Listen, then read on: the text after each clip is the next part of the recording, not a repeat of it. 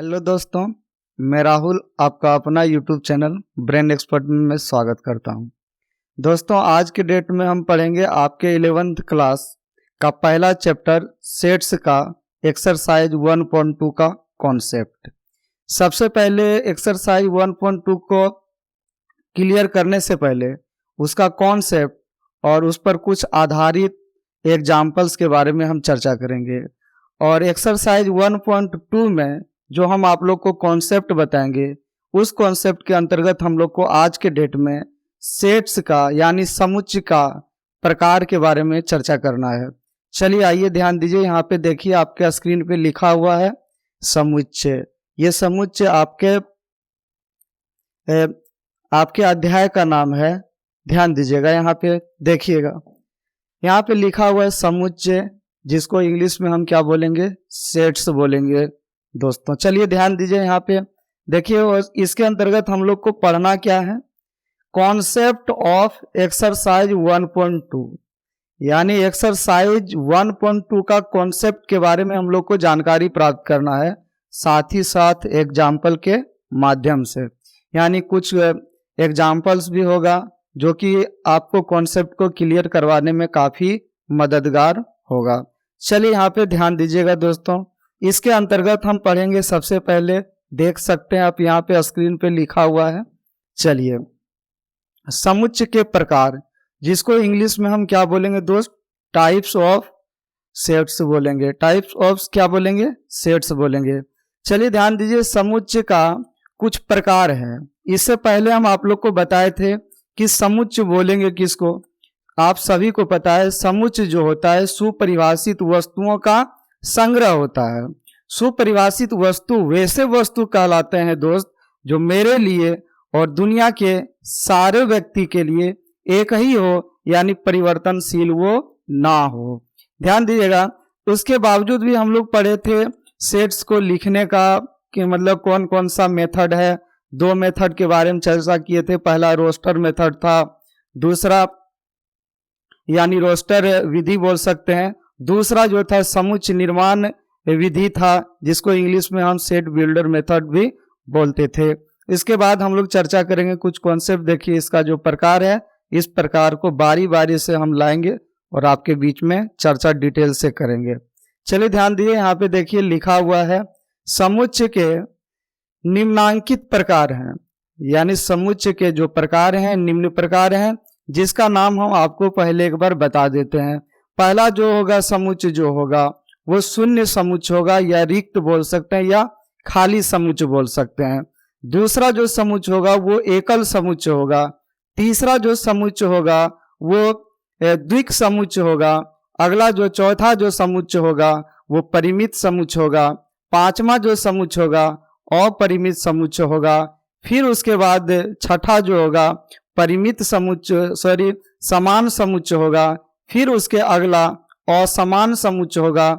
फिर उसके अगला समतुल्य समुच्चय होगा। इन सभी के बारे में आज हम चर्चा करेंगे। ध्यान दीजिएगा, यहाँ पे देखिए सबसे पहला प्रकार में यहाँ पे लिखा हुआ है, देख सकते हैं, खाली शून्य या रिक्त समुच्चय, जिसको इंग्लिश में हम एम्प्टी नल या वाइड सेट्स भी बोलेंगे। दोस्त ध्यान दीजिएगा, सबसे पहले देखिए यहाँ पे लिखा हुआ आपके स्क्रीन पर खाली शून्य या रिक्त समुच्चय।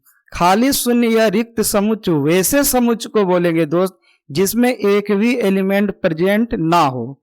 यानी कहने का मतलब ये है कि सेट बनने लायक हो लेकिन उसमें एक भी एलिमेंट ना हो। चलिए देखिए डेफिनेशन यहाँ पे लिखा हुआ है आपके सामने, आप देख सकते हैं। यहाँ पे देखिए, यहाँ पे लिखा हुआ है, क्या लिखा हुआ है, वैसा समुच्चय जिसमें एक भी अवयव उपस्थित ना हो खाली रिक्त या शून्य समुच्चय कहलाता है। यानी शून्य समुच्चय का दो और नाम है। एक नाम यहाँ पे क्या है, ध्यान दीजिए, खाली समुच्चय, और अगला क्या है, रिक्त समुच्चय। यानी तीनों एक दूसरा का पर्यायवाची शब्द है दोस्त। एक बात ध्यान दीजिएगा, शून्य समुच्चय को एक विशेष सिंबल से हम डिनोट करते हैं, जिसको यहाँ बोलेंगे फाई बोलेंगे, या फिर यहाँ पे मंझली ब्रैकेट को हम इस तरह से केवल घेर देंगे, इसके अंदर एक भी एलिमेंट को नहीं लिखेंगे।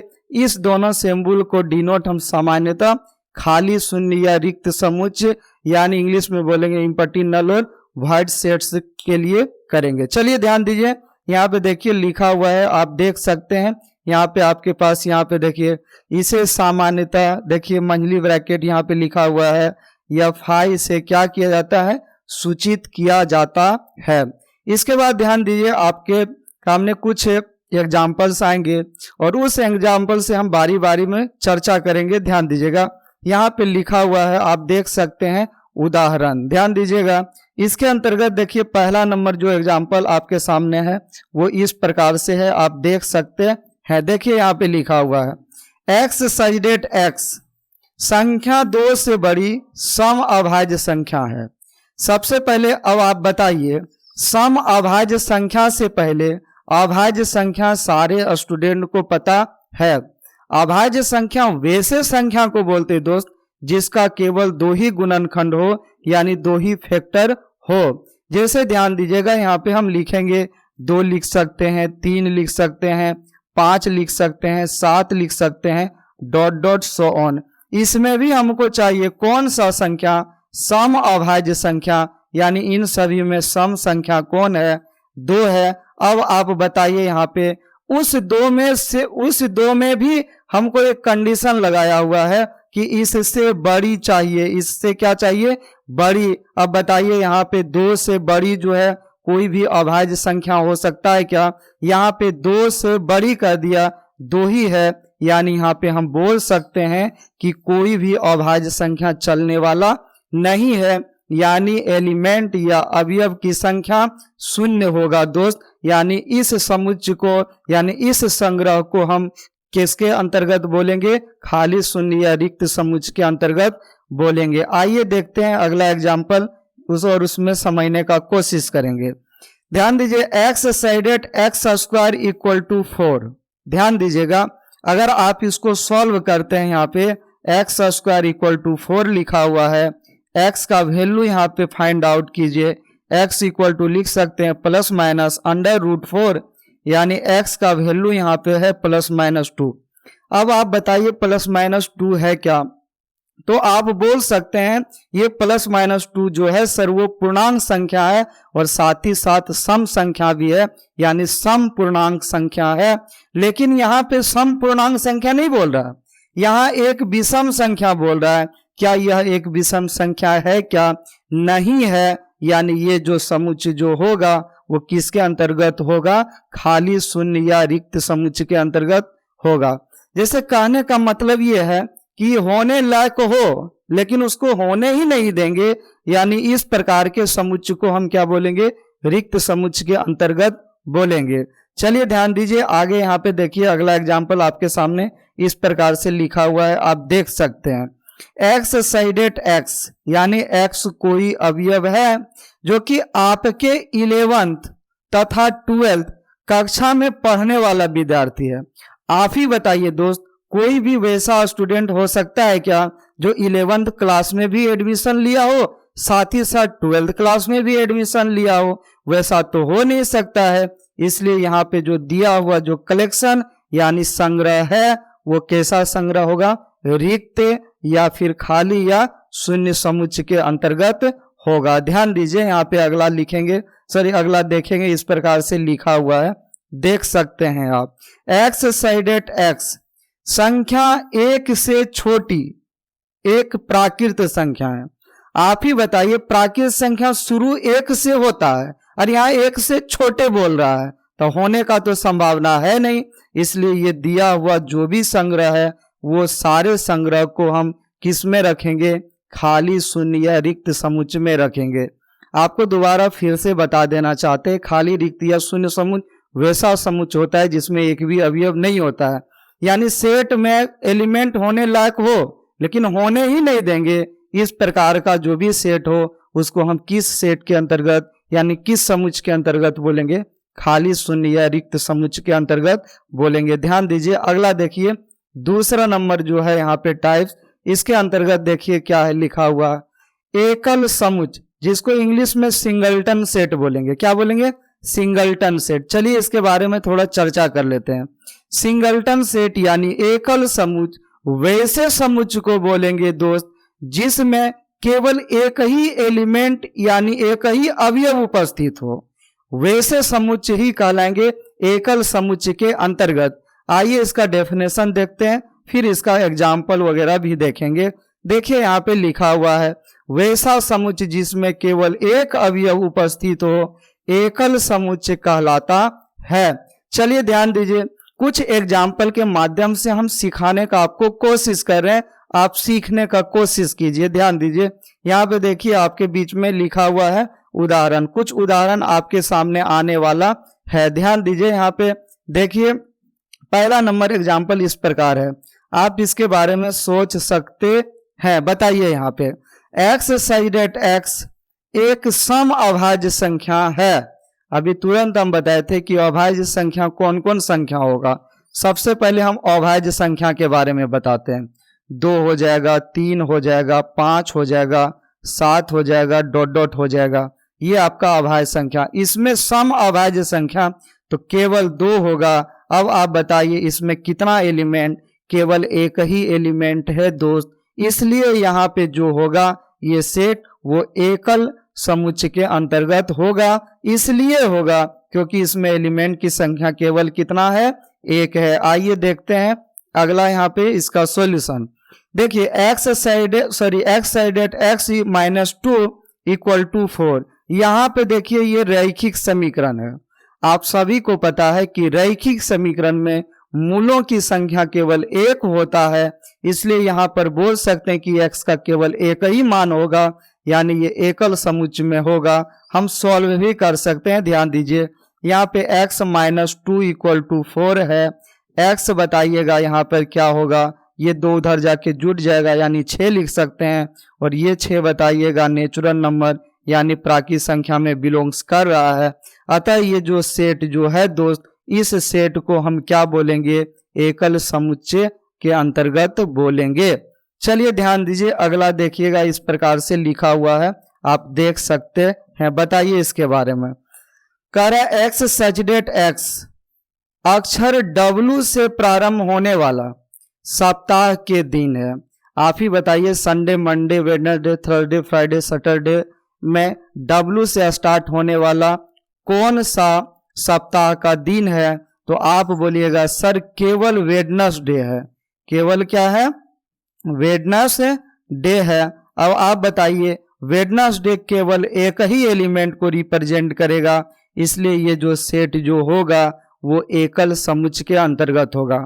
फिर से हम आपको बताना चाहते हैं एकल समुच्चय वैसे समुच्चय को बोलेंगे जिसमें अवयवों की संख्या केवल एक ही होगा। आगे ध्यान दीजिए यहाँ पे देखिए लिखा हुआ है x साइडेड x एक प्राकृत संख्या है तथा 1 से बड़ा है और 3 से छोटा है।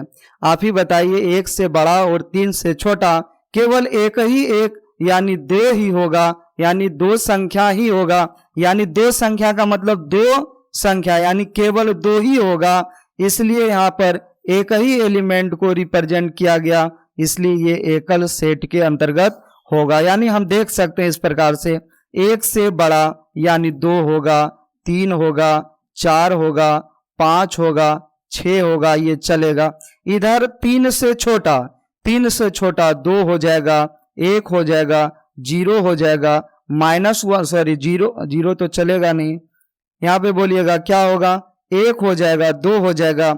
अब हम बोलेंगे बताइए दोनों में कॉमन मिल क्या रहा है। तो बोलिएगा सर दोनों में कॉमन केवल 2 है, तो एक ही एलिमेंट ना हुआ।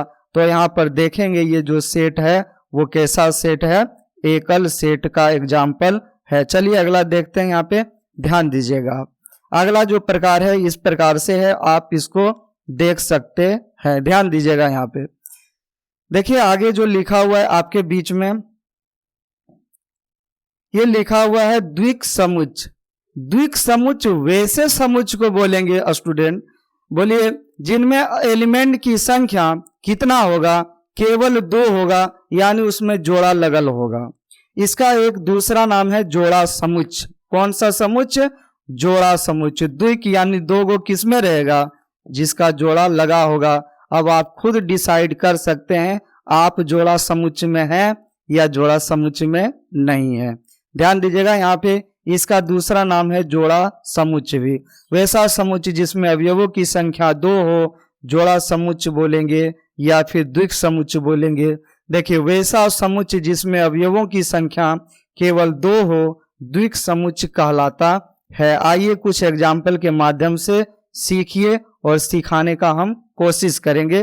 ध्यान दीजिएगा यहाँ पे उदाहरण लिखा हुआ है। अब बताइए इसके उदाहरण के अंतर्गत जो पहला एग्जाम्पल है ये द्विक समुच्चय के अंतर्गत है या द्विक समुच्चय के अंतर्गत नहीं है। ध्यान दीजिए यहाँ पे एक्स साइडेड एक्स द्विघातीय समीकरण जो दिया हुआ है इसका क्या है, हल है। आप बताइए द्विघातीय समीकरण में मूलों की संख्या 2 होता है, यानी x का 2 वैल्यू निकलेगा, इसलिए ये द्विक समुच्चय के अंतर्गत होगा। हम इससे पहले के वीडियो में डायरेक्ट यहाँ पे आप लोग को इसमें x का वैल्यू निकालने सिखाए थे, आपको पता होगा। ध्यान दीजिएगा यहाँ पे हम लिख सकते हैं, अगर आप गुणनखंड कीजिएगा तो यहाँ 6 और 2 यानी 6x और 2x बीच में लिख सकते हैं। हम x का वैल्यू निकालने के लिए बताए थे, दोनों का साइन आप चेंज कर दीजिए, -6 और -2, और x स्क्वायर का गुणांक को क्या कीजिए, डिवाइड कर दीजिए। यहाँ x स्क्वायर के साथ 1 गुना है, डिवाइड करने से कोई फर्क नहीं पड़ेगा, यानी x का 2 वैल्यू निकलेगा, इसीलिए ये द्विक समुच्चय के अंतर्गत कहलाएगा। चलिए अगला ध्यान दीजिएगा, देखते हैं यहाँ पे, समझिए।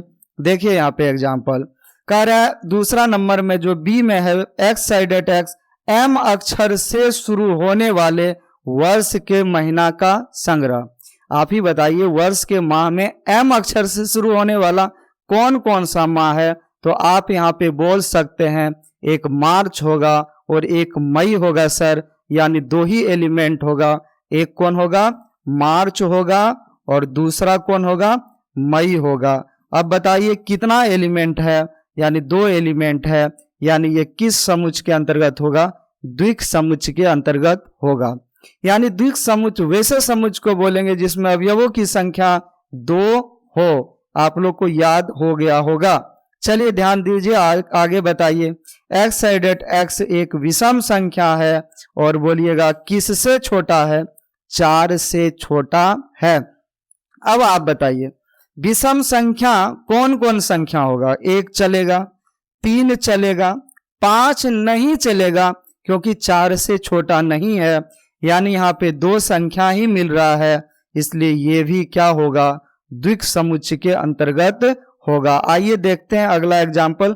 ध्यान दीजिए यहाँ पे लिखा हुआ है, देखिएगा एक्स साइडेड एक्स एक धनात्मक पूर्णांक संख्या है तथा उसका स्क्वायर करें तो वो 5 से छोटा ही हो। तो बताइए धनात्मक पूर्णांक कौन कौन सा हो सकता है जिसका वर्ग कर दें और वो 5 से छोटा हो। अब आप बताइए धनात्मक जो पूर्णांक होता है, धनात्मक जो पूर्णांक होता है दोस्त, वो जो होता है किसके बराबर होगा, प्राकृत संख्या के बराबर होगा। यानी प्राकृत संख्या को ही धनात्मक पूर्णांक बोला जाता है। प्राकृत संख्या में बोलिए 1 अगर हम लेते हैं तो 1 का स्क्वायर जो होगा 1 ही होगा, जो कि 5 से छोटा है। 2 लेंगे, 2 का स्क्वायर जो होगा 4 हो जाएगा, जो कि 5 से छोटा है। अगर हम 3 लेंगे तो 3 का स्क्वायर 9 होता है, जो कि 5 से छोटा नहीं है। यहाँ पे इस प्रकार से बोलेंगे 1 चलने वाला है, 2 चलने वाला है, लेकिन 3 जो है चलने वाला नहीं है, और ना ही 3 से कोई बड़ी प्राकृत संख्या चलेगा। यानी हम यहाँ पर बोल सकते हैं कि 1 और 2 का स्क्वायर अगर करेंगे तभी 5 से छोटा मिलेगा, यानी x का वैल्यू 1 2 होगा। और इस 1 2 के लिए हम क्या बोलेंगे, द्विक समुच्चय बोलेंगे, क्योंकि इसमें अवयवों की संख्या दोस्त 2 है। अगला ध्यान दीजिए, यहाँ पे आपके बीच में इस प्रकार से अगला टाइप्स दिया हुआ है, आप देख सकते हैं। देखिए यहाँ पे लिखा हुआ है परिमित समुच्चय, फाइनाइट सेट्स। अब आप बताइए परिमित समुच्चय किसको बोलेंगे? नाम से ही पता चल रहा है वैसा समुच्चय जिसके अवयवों को गिना जा सके, यानी वो परिमित हो, या गिनती करने योग्य हो उस समुच्चय को हम परिमित समुच्चय बोलेंगे। जैसे एग्जाम्पल 4, प्राकृत संख्या का समुच्चय तो बोलेंगे नहीं, लेकिन उसमें एक कंडीशन लगा देंगे कि संख्या 10 से कम प्राकृत संख्या, तब हम गिन सकते हैं 1 से 9 तक। अगर हम बोल दे अंग्रेजी वर्णमाला के सभी अक्षरों का समुच्चय, वो भी चलेगा। यानी जिसको गिन सकते हैं, यानी जो गिनती करने के योग्य हो, उसको परिमित समुच्चय बोलेंगे। ध्यान दीजिए, यहाँ पे देखिए डेफिनेशन इस प्रकार से आपके बीच में लिखा हुआ है।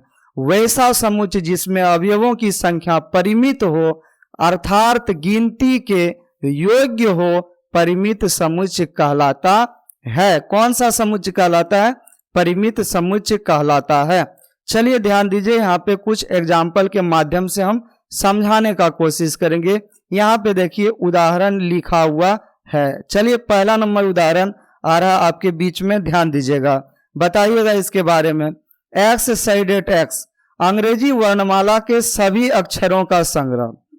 आप बताइए अंग्रेजी वर्णमाला के सभी अक्षर को आप गिन सकते हैं या नहीं गिन सकते हैं? आप बोलिएगा हाँ सर गिन सकते हैं। 26 अक्षर होता है, कोई भी गिनेगा 26 अक्षर ही होगा, इसलिए ये गिनती के योग्य है। यानी इसको हम परिमित समुच्चय के अंतर्गत बोलेंगे, यानी ये परिमित समुच्चय का उदाहरण होगा। अगला ध्यान दीजिएगा, दूसरा नंबर जो इस प्रकार से है, एक्स साइडेड एक्स, वर्ष के महीनों का संग्रह। आप ही बताइए वर्ष में जो जो महीना होगा, क्या उसको आप गिनती कर सकते हैं? बिल्कुल कर सकते हैं। 12 महीना है, यानी 12 जो गिनती हमने किया वो परिमित को दर्शाया, यानी ये परिमित समुच्चय का उदाहरण होगा। आइए अगला के बारे में चर्चा करते हैं। ध्यान दीजिए, कह रहा है एक्स साइडेड एक्स, एक प्राकृत संख्या। अगर केवल इतना तक बोलता तब तो गड़बड़ा जाता, यहाँ 100 से कम बोल दिया है। यानी हम प्राकृत संख्या यानी गिनती की संख्या को लेंगे, लेकिन यहाँ पे किससे कम लेंगे? 100 से कम लेंगे, यानी 99 तक लेंगे। आप ही बताइए ये संख्या गिनती के योग्य है कि गिनती के योग्य नहीं है? तो यहाँ पर ये गिनती के योग्य है, इसलिए इस समुच्चय को हम परिमित समुच्चय के अंतर्गत बोलेंगे। आगे आइए अगला देखिएगा, बिल्कुल आसान है, ध्यान दीजिएगा, यहाँ पे सीखिएगा। करे एक्स साइडेड एक्स एक पूर्णांक संख्या है तथा उसका स्क्वायर करें तो वो 50 से कम निकले। अब बताइए कौन कौन सा पूर्णांक संख्या होगा? हम दिखाने का कोशिश कर रहे हैं, ध्यान दीजिए। सबसे पहले पूर्णांक संख्या लिखते हैं, 0 हो जाएगा, 1 2 3 बोलिएगा, 4 लिखेंगे, 5 लिखेंगे, 6 लिख देते हैं, 7 8 9 डॉट डॉट लिख देंगे। इधर बोलिए -1 -2 -3 लिखेंगे, -4 लिखेंगे, -5 लिखेंगे, -6 लिखेंगे, -7 लिखेंगे, -8 लिखेंगे, डॉट डॉट। अब हम बोलेंगे कौन सा यहाँ पर पूर्णांक संख्या चलने वाला है, तो आप बोलिएगा वैसे ही पूर्णांक संख्या को हम ले सकते हैं जिसका स्क्वायर कर दे तो वो 50 से कम हो। बताइए एक चलेगा? एक चलेगा, बिल्कुल चलेगा। 2 चलेगा, 3 चलेगा, 4 चलेगा, 5 चलेगा, 6 चलेगा, 7 चलेगा, क्योंकि 7 7 49 तक होगा जो कि 50 से कम ही होगा। अब देखिए 8 चलने वाला नहीं है, 9 चलने वाला नहीं है, यानी इधर का कोई भी संख्या अब चलने वाला नहीं है। अब चलिए इधर चलते हैं, आगे बोलिए 0 तो चलेगा ही। माइनस में बोलिए -1 का स्क्वायर 1 होगा, -2 का स्क्वायर 4 होगा, क्योंकि कोई भी ऋणात्मक संख्या का वर्ग करते हैं तो धनात्मक संख्या ही प्राप्त होता है। ये सब चलेगा, सारा संख्या चलेगा, लेकिन कहाँ से नहीं चलेगा? -8 -9 से नहीं चलेगा। यानी हम सेट कहाँ से कहाँ तक बना सकते हैं? -7 to 7। इन संख्याओं को हम गिन सकते हैं या नहीं गिन सकते हैं? बोलेगा बिल्कुल आप गिन सकते हैं। 15 अवयव है, तो बताइए ये परिमित हुआ कि अपरिमित हुआ, यानी गिनती करने के योग्य हुआ कि गिनती करने के योग्य नहीं हुआ? आप बोलिएगा सर गिनती करने के योग्य हुआ, इसलिए हम इसको परिमित समुच्चय के अंतर्गत रखेंगे। प्यारे दोस्त, अगर आपको बेहतर से बेहतर हम कॉन्सेप्ट दे पा रहे हैं तो एक बार जरूर चैनल को अपने दोस्तों के बीच शेयर कर दें ताकि हमें भी आपसे मोटिवेशन मिले। चलिए ध्यान दीजिए, यहाँ पे देखिए फटाफट अगला देखिएगा। यहाँ पे आगे यहाँ पे इस प्रकार से है, देखिएगा यहाँ पे अपरिमित समुच्चय। परिमित का उल्टा अपरिमित, जैसे सत्य का उल्टा असत्य होता है। परिमित का मतलब वैसी संख्या जिसे हम गिन सकते हैं, अपरिमित का मतलब वैसी संख्या जिसे हम नहीं गिन सकते हैं। यानी प्राकृत संख्या का समुच्चय बोल दें, 1 2 3 4 5 6 डॉट डॉट कर दें, चलते रहेंगे। प्राकृत संख्या हो गया, सम संख्या का संग्रह बोल दें, उसके बाद फिर वास्तविक संख्या का संग्रह बोल दें। इन सभी संख्याओं को गिन नहीं सकते हैं, इसलिए ये कौन सा संख्या होगा? अपरिमित संख्या कहलाएगा। चलिए देखिए यहाँ पे डेफिनेशन, देखिए यहाँ पे डेफिनेशन इस प्रकार से लिखा हुआ है, आप देख सकते हैं। चलिए ध्यान दीजिए, यहाँ पे वैसा समुच्चय जिसमें अवयवों की संख्या परिमित ना हो, अर्थात गिनती के योग्य ना हो, अपरिमित समुच्चय कहलाता है। चलिए कुछ उदाहरण के माध्यम से आपको समझाने का कोशिश कर रहे हैं। देखिए यहाँ पे आपके बीच में उदाहरण लिखा हुआ है। पहला देखिए उदाहरण आपके बीच में इस प्रकार से आएगा। देखिए यहाँ पे आप ही बताइए, ये जो 2 4 6 करके जो डॉट डॉट कर दिया गया, ये कौन सा संख्या को रिप्रेजेंट कर रहा है या प्रस्तुत कर रहा है? तो आप बोलिएगा सर सम संख्या ये बतला रहा है। तो आप ही बताइए सम संख्या गिनती के योग्य है या नहीं है? तो आप बोलिएगा गिनती के योग्य नहीं है, इसलिए इस संख्या को हम क्या बोलेंगे? अपरिमित समुच्चय के अंतर्गत बोलेंगे। अब अगला ध्यान दीजिएगा, देखिए दूसरा नंबर एग्जाम्पल इस प्रकार से है। एक्स साइडेड एक्स एक प्राकृत संख्या है। आप ही बताइए प्राकृत संख्या को भी क्या हम गिन सकते हैं क्या? नहीं गिन सकते हैं, क्योंकि ये गिनती का टोटल संख्या होता है। यानी 1 2 3 4 बोलिएगा 5 डॉट डॉट चलते रहेंगे, इसका अंत होने वाला नहीं है, इसलिए ये भी अपरिमित समुच्चय के अंतर्गत होगा। अब आगे बोलिए, अगला एग्जाम्पल देखिए इस प्रकार से आपके सामने है। एक्स साइडेड एक्स, एक्स अक्ष के समांतर सभी रेखाओं का संग्रह। आप ही बताइए एक्स अक्ष के समांतर सारा जितना भी रेखा हम खींचें, क्या उसका अंत होगा क्या? बोलिएगा अंत संभव नहीं है सर, इसलिए ये भी क्या होगा? अपरिमित समुच्चय होगा। आप बोलिएगा थोड़ा हमको दिखा दीजिए कैसे होगा। हम इस प्रकार से आपको दिखाने का कोशिश करेंगे। ध्यान दीजिए यहाँ पे देखिएगा, सबसे पहले इसको कौन सा एक्सिस बोलें? तो आप बोलिएगा सर ये एक्स एक्सिस होगा, और ये कौन सा? Y axis. चलिए ये एक्स लिख दिए और यहाँ ऊपर में हम वाई लिख दिए हैं। अब बोलिए एक्स एक्सिस के समांतर हम रेखा खींचना शुरू करते हैं, शुरू कर रहे हैं एक दूसरे के समांतर रेखा खींचना शुरू कर रहे हैं।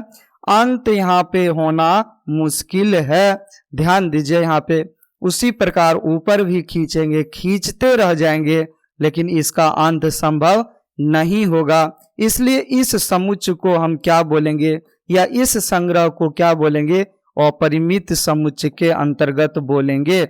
अब अगला ध्यान दीजिए, एग्जाम्पल इस प्रकार से आपके सामने आया है, आप देख सकते हैं। बोलिएगा एक्स साइडेड एक्स सभी वास्तविक संख्याओं का संग्रह। जब प्राकृत संख्या ही परिमित नहीं है तो वास्तविक संख्या परिमित कहाँ से हो सकता? इसलिए यहाँ पे ये वास्तविक संख्या जो है वो अपरिमित समुच्चय के अंतर्गत होगा, क्योंकि सारे परिमेय और अपरिमेय संख्या मिलकर वास्तविक संख्या का निर्माण करता है। चलिए अगला ध्यान दीजिएगा, देखिए इस प्रकार से अगला टाइप है, देख सकते हैं। अगला टाइप है यहाँ पे समान या बराबर समुच्चय। एक बात ध्यान दीजिए आप, जब भी समान, बराबर, असमान, समतुल्य ये सभी का चर्चा हो, उसमें कम से कम 2 सेट का होना निसेसरी है, यानी जरूरी है। यहाँ पे हम 2 के बीच में चर्चा करेंगे। जब तक 2 नहीं रहेगा एक दूसरा से तुलना करना संभव नहीं होगा। तो यहाँ पे 2 समुच्चय होगा दोस्त, और उन दोनों समुच्चय में अगर हम समान समुच्चय के बारे में चर्चा करेंगे, किसके बारे में? समान समुच्चय के बारे में। तो चलिए हम यहाँ पे लिखते हैं, ध्यान दीजिएगा।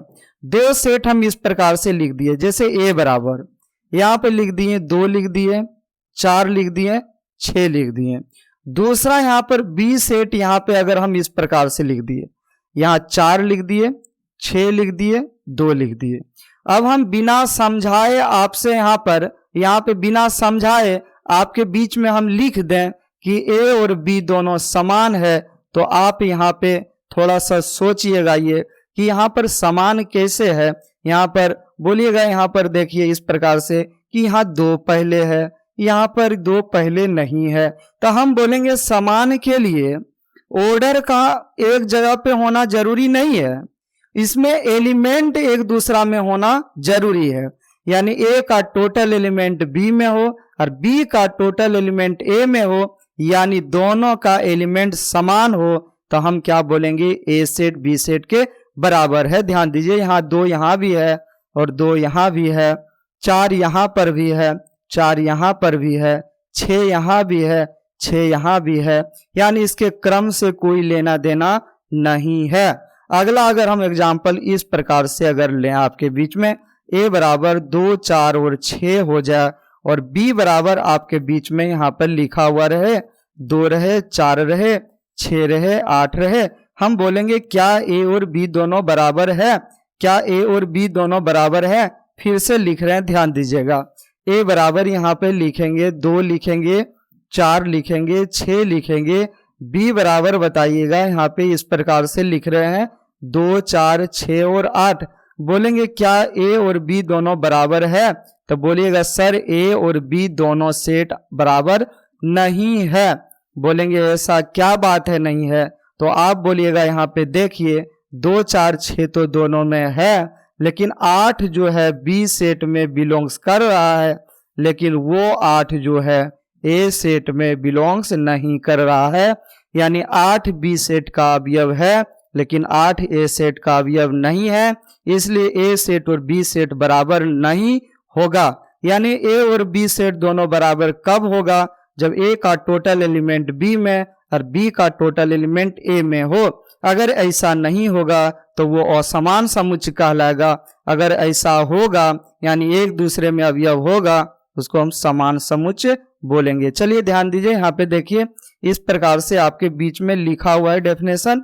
कोई दो समुच्चय ए तथा बी समान या बराबर समुच्चय कहलाता है यदि दोनों समुच्चय के पास समान अवयव हो, यानी दोनों समुच्चय में एक ही प्रकार का अवयव प्रेजेंट हो। चलिए ध्यान दीजिए, यहाँ पे देखिएगा कुछ यहाँ पर देखिए लिखा हुआ है, इसे ए बराबर बी से सूचित किया जाता है। इसके बाद देखिए कुछ एग्जाम्पल्स के माध्यम से समझेंगे। देखिए यहाँ पे पहला नंबर एग्जाम्पल इस प्रकार से है, एक्स साइडेड एक्स शब्द फॉलो का एक अक्षर है और यहाँ एक्स साइडेड एक्स शब्द वॉल्फ का एक अक्षर है।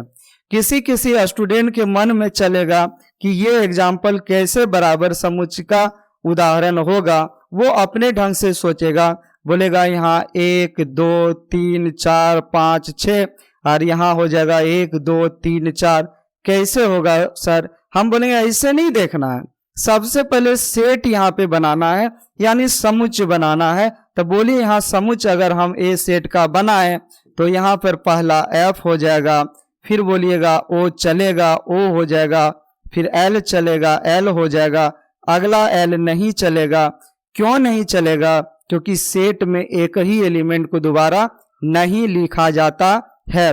अगर आप बेहतर से बेहतर कॉन्सेप्ट चाहते हैं तो शुरू से जरूर वीडियो को देखें, बीच से देखने पर हो सकता है आपको कम समझ आए। आप प्लेलिस्ट में जाइए, हिंदी का अलग प्लेलिस्ट बना हुआ है और अंग्रेजी का अलग प्लेलिस्ट बना हुआ है, और उस प्लेलिस्ट में सारे चैप्टर्स का अलग अलग सीरियली आपको वीडियो मिलेगा। आप अगर हिंदी से पढ़ना चाहते हैं हिंदी माध्यम में तो आप हिंदी के प्लेलिस्ट में जाइए, और इंग्लिश माध्यम में अगर इंग्लिश मीडियम में पढ़ना चाहते हैं तो इंग्लिश के प्लेलिस्ट में जाइए। अगर दोनों पढ़ना चाहते हैं तो दोनों प्लेलिस्ट आपके पास उपलब्ध है। आप शुरू से वीडियो देखें ताकि बेहतरीन से बेहतरीन कॉन्सेप्ट आपको मिले। ध्यान दीजिए, यहाँ पे एल भी नहीं चलेगा, ओ भी दोबारा नहीं ले सकते हैं, यहाँ पे डब्लू हो जाएगा। फिर आगे बोलिए बी बराबर क्या होगा? तो आप बोलिएगा सर डब्लू होगा, ओ होगा, एल होगा, एफ होगा। यहाँ पे बोलिए दोनों जो सेट है वो इक्वल सेट है या नहीं? आप बोलिएगा हाँ सर है, क्योंकि एफ दोनों में यहाँ पर देखिए है, यहाँ पर ओ भी देखिए सर दोनों में है, एल भी देखिए सर दोनों में है, और डब्ल्यू भी दोनों में है। यानी ए सेट और बी सेट दोनों में समान अवयव है, इसीलिए इसमें ए और बी दोनों समान समुच्चय होंगे। चलिए अगला एग्जाम्पल इस प्रकार से है, आप देख सकते हैं, ध्यान दीजिएगा। यहाँ पे ए बराबर है 2 3 और यहाँ पर दिया है बी बराबर X sided, X square minus 5x plus 6 equal to 0 and x belongs to real number. ध्यान दीजिएगा, इसमें गुणनखंड करने के लिए हमने आपको सिखाया कि यहाँ पे -2x -3x आप बीच में इसके लिए लेते हैं, तो आप यहाँ पर -2 और -3 लिखे हैं। उसके बाद फिर x का डायरेक्ट वैल्यू निकालने के लिए दोनों का साइन चेंज कर दें, 2 और 3 लिख दें, और उसके बाद एक्स स्क्वायर के गुणांक को दोनों में भाग लगा दें। अब बोलिए भाग लगाएंगे कोई फर्क नहीं पड़ेगा, एक है, यानी यहाँ पर भी बी सेट जो बन के जो तैयार होगा उसमें 2 और 3 नामक एलिमेंट होंगे, यहाँ भी 2 3 है। अंतर यही है कि ये रोस्टर फॉर्म में है और ये समुच्चय निर्माण फॉर्म में लिखा हुआ है, यानी ए बी बराबर है, इसलिए ये समान समुच्चय के अंतर्गत होगा। अगला एग्जाम्पल देखिए, इस प्रकार से आपके सामने पेश किए हैं, ध्यान दीजिएगा। एक्स साइडेड एक्स संख्या 10 से कम एक विषम संख्या है, यानी ए सेट में एलिमेंट जो होगा 1 होगा, 3 होगा, 5 होगा, 7 होगा, 9 होगा, और बी सेट में भी यही दिया हुआ है, यानी ए सेट और बी सेट दोनों इक्वल है। यहाँ पे केवल फॉर्म बदल के दिया हुआ है, एक समुच्चय निर्माण में है और एक रोस्टर में है। ध्यान दीजिए, अगला एग्जाम्पल यहाँ पे आपके सामने इस प्रकार से है, ध्यान दीजिए, यहाँ पे सीखने का कोशिश कीजिए। देखिए यहाँ पे ए सेट में 1 2 3 4 दिया हुआ है, यहाँ पे 4 3 1 2 दिया हुआ है, यानी ए सेट और बी सेट दोनों में एक ही एलिमेंट है, केवल यहाँ पे प्लेस में चेंजिंग है, यानी ए और बी में जो जो एलिमेंट है उसका केवल ऑर्डर ही चेंज है, इसलिए ऑर्डर से हमको कोई लेना देना नहीं है, हमको केवल देखना है ए और बी दोनों में सेम एलिमेंट रहना चाहिए। चलिए ध्यान दीजिएगा, इस प्रकार से हम यहाँ पे देख सकते हैं, लिखा हुआ है, क्या लिखा हुआ है, यहाँ उपरोक्त उदाहरण समान यानी ए बराबर बी समुच्चय का उदाहरण है, यानी समान समुच्चय का उदाहरण है उपरोक्त में जो भी है। आगे ध्यान दीजिए, अगला देखिएगा, यहाँ पे इस प्रकार से है असमान समुच्चय। असमान समुच्चय या असमान समुच्चय या अबराबर समुच्चय वैसे समुच्चय को बोलेंगे जिसमें ए तथा बी में उपस्थित अवयव आपस में समान ना हो, यानी दोनों का संख्या बराबर कभी कभी नहीं रहेगा, तो कभी कभी अवयव ही समान नहीं रहेगा। चलिए डेफिनेशन देखते हैं, इस प्रकार से लिखा हुआ है, कोई दो समुच्चय ए तथा बी असमान समुच्चय कहलाता है यदि दोनों समुच्चय के पास समान अवयव ना हो, समान अवयव ना हो, दोनों के पास समान अवयव ना हो। ना यहाँ पे टाइपिंग मिस्टेक है दोस्त, इसलिए यहाँ पे आप ना को लिख लीजिएगा। चलिए ध्यान दीजिए, यहाँ पे देखिए क्या लिखा हुआ है, इसे A is not equal to B से सूचित किया जाता है। चलिए ध्यान दीजिए, इसके बाद आगे देखिए, यहाँ पे इस प्रकार से उदाहरण लिखा हुआ है, यहाँ पे उदाहरण में देखेंगे हम, पहला नंबर उदाहरण आपके बीच में इस प्रकार से लिखा हुआ है, देखिएगा यहाँ पे देखिए पहला नंबर उदाहरण जो है, कह रहा है एक्स साइडेड एक्स शब्द बॉयज और यहाँ पे गर्ल्स है का एक अक्षर है। अब बोलिएगा बॉयज में क्या होगा, ए इक्वल टू लिखेंगे, बी चलेगा, ओ चलेगा, वाई चलेगा, एस चलेगा, और यहाँ पे बी सेट में क्या होगा, तो आप बोलिएगा जी चलेगा, आई चलेगा, आर चलेगा, एल चलेगा, एस चलेगा। क्या दोनों में समान एलिमेंट है, बोलिएगा नहीं है, इसलिए यहाँ पे A is not equal to B, यानी ए सेट बी सेट के बराबर नहीं है। चलिए अगला एग्जाम्पल देखते हैं, ध्यान दीजिएगा, यहाँ पे अगला एग्जाम्पल यहाँ पे देखिए इस प्रकार से लिखा हुआ है। देखिए यहाँ पे 2 3 है और इसको सॉल्व कीजिए, -2 -3 आएगा। देखिए कैसे सॉल्व करेंगे। आप इसको अगर गुणनखंड कीजिएगा तो यहाँ 2x यानी 2 3x के लिए 3 लेंगे, x का जो वैल्यू निकलेगा साइन बदल देंगे, -2 -3 होगा। अगर हम b का सेट अगर हम बनाएंगे तो यहाँ पे हो जाएगा -2 -3। ये दोनों इक्वल नहीं है। क्यों इक्वल नहीं है? क्योंकि 2 यहाँ पॉजिटिव में है, यहाँ नेगेटिव में है, यहाँ 3 पॉजिटिव में है, यहाँ 3 नेगेटिव में है। यहाँ पर a सेट b सेट के इक्वल नहीं है। चलिए अगला एग्जाम्पल देखते हैं। इस प्रकार से लिखा हुआ है, ध्यान दीजिएगा, यहाँ पे सीखिएगा। यहाँ पे लिखा हुआ है x साइडेड x संख्या 10 से कम एक संख्या है और यहाँ पे देखिएगा इस प्रकार से लिखा हुआ है। बोलिएगा यहाँ पे क्या लिखा हुआ है? 10 से कम सम संख्या यानी 2 चलेगा, 4 चलेगा, 6 चलेगा, 8 चलेगा, 10 तो चलेगा नहीं क्योंकि 10 से कम बोला गया। और बी सेट में इस प्रकार से लिखा हुआ है, यहाँ भी ए सेट और बी सेट बराबर नहीं है, यानी A set is not equal to B set, यानी ए सेट बी सेट के बराबर नहीं है।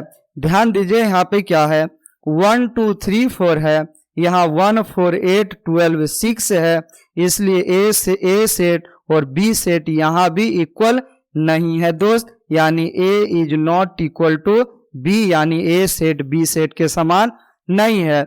यहाँ पे ए सेट बी सेट के समान इसलिए नहीं है क्योंकि ए सेट और बी सेट में समान एलिमेंट प्रेजेंट नहीं है।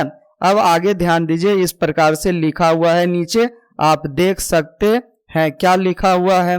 यहाँ उपरोक्त उदाहरण असमान यानी A is not equal to B समुच्चय का उदाहरण है।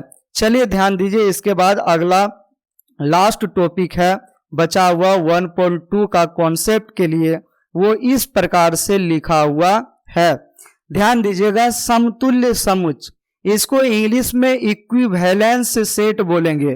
कौन सा सेट? Equivalence set. इसको समतुल्य समुच्चय के अलावा तुल्य समुच्चय भी बोला जाता है। सम को हटा भी दें, केवल तुल्य बोलेंगे, वो भी आपका सही रहेगा। तुल्य समुच्चय का कहना क्या है?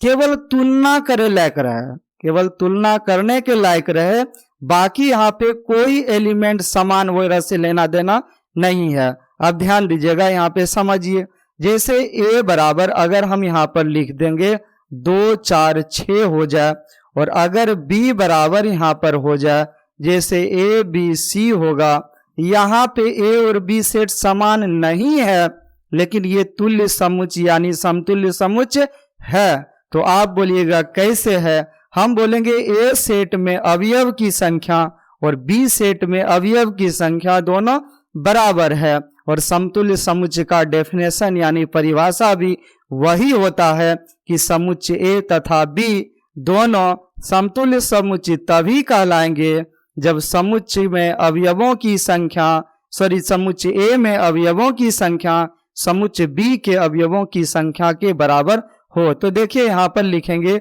ए में अवयवों की संख्या, किसमें अवयवों की संख्या? ए में अवयवों की संख्या बराबर बोलिएगा बी में अवयवों की संख्या, किसकी संख्या? अवयवों की संख्या। बोलिएगा ए में अवयवों की संख्या 3 है तो 1 2 3, इधर भी बोलिएगा 1 2 3 बराबर है, इसलिए ये ऊपर में जो दिए हुए एग्जाम्पल है वो समतुल्य समुच्चय है। यहाँ पर देखिएगा a is not equal to b है। अब ध्यान दीजिएगा, अगला एग्जाम्पल देते हैं, इस प्रकार से समझिएगा। जैसे आपके बीच में लिखा हुआ अगर रहे a इक्वल टू सपोजिट यहाँ पर a b c d रहे, और यहाँ पर बोलिएगा b सेट में यहाँ पे रहे b c d a रहे लिखा हुआ, तो अब आप बताइए नंबर ऑफ a जो है वो कितना? 4 है, और यहाँ नंबर ऑफ जो b है वो भी क्या है? 4 है। साथ ही साथ यहाँ पे a सेट बराबर b सेट है। कहने का मतलब ये है कि a सेट b सेट के बराबर हो या बराबर ना हो, लेकिन समतुल्य समुच्चय होगा कब? जब दोनों में उपस्थित अवयवों की संख्या समान होगा तब। चलिए ध्यान दीजिए, यहाँ पे कुछ डेफिनेशन से समझने का कोशिश करेंगे। लेकिन एक बात ध्यान दीजिएगा, समतुल्य समुच्चय जो होगा, समतुल्य समुच्चय जरूरी नहीं है, ध्यान जैसे यहाँ पर समझिए। चलिए यहाँ पे लिखा हुआ है, उसके बाद हम समझाने का कोशिश करेंगे। चलिए ध्यान दीजिए, पहले देखिए यहाँ पे लिखा हुआ है, कोई दो समुच्चय ए तथा बी समतुल्य समुच्चय कहलाता है यदि दोनों समुच्चय के पास अवयवों की संख्या क्या हो? समान हो। यहाँ पे ध्यान दीजिए, अवयवों की संख्या बोला गया, यहाँ अवयव नहीं बोला गया, अवयवों की संख्या समान हो, इस बात पर आप फोकस कीजिएगा। चलिए ध्यान दीजिए, यहाँ पे देखिए नोट में कुछ लिखा हुआ है, देखिए सारे समान समुच्चय समतुल्य समुच्चय कहलाते हैं, क्योंकि समान कोई भी समान समुच्चय कब होगा? जब ए और बी दोनों में अवयव भी समान होगा, अवयव की संख्या भी समान होना निसेसरी हो जाएगा। अब ध्यान दिए, लेकिन समतुल्य समुच्चय समान समुच्चय नहीं, लेकिन यहाँ पे सारे समतुल्य समुच्चय को समान समुच्चय नहीं बोल सकते हैं। चलिए ध्यान दीजिए, आगे एग्जाम्पल के माध्यम से सीखने का कोशिश करेंगे। देखिए यहाँ पे आपके बीच में उदाहरण यहाँ पे लिखा हुआ है, और इसके अंतर्गत देखिए पहला उदाहरण क्या है, सो यहाँ सोचने समझने का कोशिश कीजिएगा। एक्स साइड एट एक्स, देखिए मेरा नाम यहाँ मिल गया आपको, राहुल यहाँ पे लिखेंगे आर ए, अब बोलिएगा एच यू एल हो जाएगा, और इधर बोलिएगा ये ए सेट आपका कहलाएगा, और बी सेट में बोलिए क्या है, एस है, ओ है, एच है, ए है, एन है। तो यहाँ पर बोलिएगा दोनों में एक अवयव नहीं है, लेकिन अवयव की संख्या समान है। यहाँ पे नंबर ऑफ ए जो होगा 5 होगा। नंबर ऑफ ए का मतलब गिन के लिख दिए 1 2 3 4 5। इसके बाद बोलिए number of B, number of B बराबर भी क्या होगा 5, दोनों 5 5 समान, इसलिए ये समान या समतुल्य समुच्चय के अंतर्गत होगा। चलिए अगला यहाँ पर एग्जाम्पल इस प्रकार से है, ध्यान दीजिए सीखिएगा। यहाँ पे 4 है, यहाँ पर ये द्विघातीय समीकरण है, इसमें भी 2 मूल होगा, इसमें भी 2 अवयव है, इसलिए इसको हम समतुल्य समुच्चय के अंतर्गत बोलेंगे। बोलिए कौन कौन सा मूल होगा यहाँ पे? तो आप बोलिएगा सर यहाँ हो जाएगा 2 और क्या होगा 3 होगा। जब हम x का वैल्यू निकालेंगे -2 -3 होगा, यानी b का जो मान जो हो जाएगा वो -2 -3 होगा। इस प्रकार से बोल सकते हैं a सेट b सेट दोनों समतुल्य समुच्चय, क्योंकि दोनों में अवयवों की संख्या समान है। चलिए ध्यान दीजिए, अगला देखिए, यहाँ समझने की कोशिश कीजिए। x साइड एट x संख्या 10 से छोटी सम संख्या है। 10 से छोटी सम संख्या कौन कौन होगा? 2 होगा, 4 होगा, 6 होगा, 8 होगा, क्योंकि सम संख्या वैसी संख्या होती है जो 2 से पूरी विभाजित हो जाए।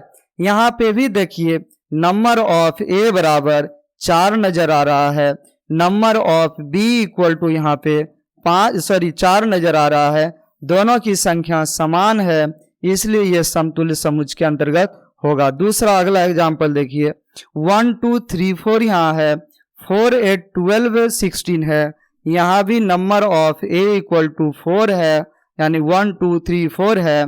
यहाँ नंबर ऑफ बी बोलिएगा, यहाँ पे 1 2 3 4, यहाँ भी 4 है, दोनों में अवयवों की संख्या समान है। इस प्रकार से ये टोटल जो एग्जाम्पल जो आपके बीच में है, ये समतुल्य समुच्चय का उदाहरण है। यहाँ उपरोक्त उदाहरण समतुल्य समुच्चय का उदाहरण है। ध्यान दीजिए, इस प्रकार से आपका एक्सरसाइज 1.2 का कॉन्सेप्ट हमने एग्जाम्पल के साथ क्लियर किया।